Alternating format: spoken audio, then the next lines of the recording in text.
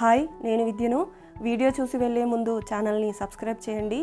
స్కూల్లో మనం తప్పులు చేయటం చెడ్డ పని అని నేర్చుకుంటాం. తప్పులు చేసినందుకు మనకు శిక్ష పడుతూ ఉంటుంది. మనుషులు నేర్చుకోవడం అనే విషయం మీద ఎలా రూపొందించబడ్డారో మీరు సరిగ్గా గమనిస్తే తప్పులు చేయటం ద్వారా మనుషులు ఒక విషయాన్ని నేర్చుకుంటారు అనే విషయం కూడా మీకు తెలుస్తుంది. నేను ఇక్కడ తప్పు అని చెప్పేది వేరు, మీరు ఆలోచించే తప్పు వేరు. తప్పు అనగానే మీరు ఏదో ఊహించుకోకండి, దయచేసి చెప్తున్నా. కింద పడిపోవడం ద్వారా మనం నడక నేర్చుకుంటాం. మనం కింద పడకపోతే ఎప్పుడూ నడవలేం. ఇది సైకిల్ నేర్చుకునే విషయంలో కూడా వర్తిస్తుంది. సైకిల్ నేర్చుకునే క్రమంలో కింద పడతాం అనే భయం ఉంటే జీవితంలో మనం సైకిల్ జోలికి వెళ్ళం.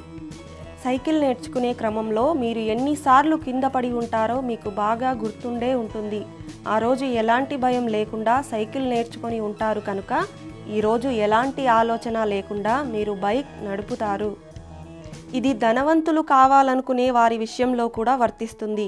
దురదృష్టం ఏంటంటే చాలామంది ధనికులు కాకపోవడానికి కారణం పడిపోతారు అనే భయం. వారంతా ఓడిపోతారు అనే భయంతో ఉండటమే. విజేతలు ఓటమికి భయపడరు, ఓడిపోయేవారే భయపడతారు. కానీ ఒకటి చెప్పనా, ఓడిపోవడం అనేది విజయం సాధించే ప్రక్రియలో ఒక భాగమే. ఓటమికి దూరంగా ఉండే జనం విజయానికి కూడా దూరంగా ఉంటారు. కింద పడ్డం, ఓడిపోవడం ఎవరికీ ఇష్టం ఉండదు. కానీ నేననేది ఏంటంటే ఓడిపోమ్మని చెప్పటం లేదు. ఓడిపోయాను అని, నష్టపోయాను అని వెనక్కి తగ్గి అక్కడే ఆగిపోకండి.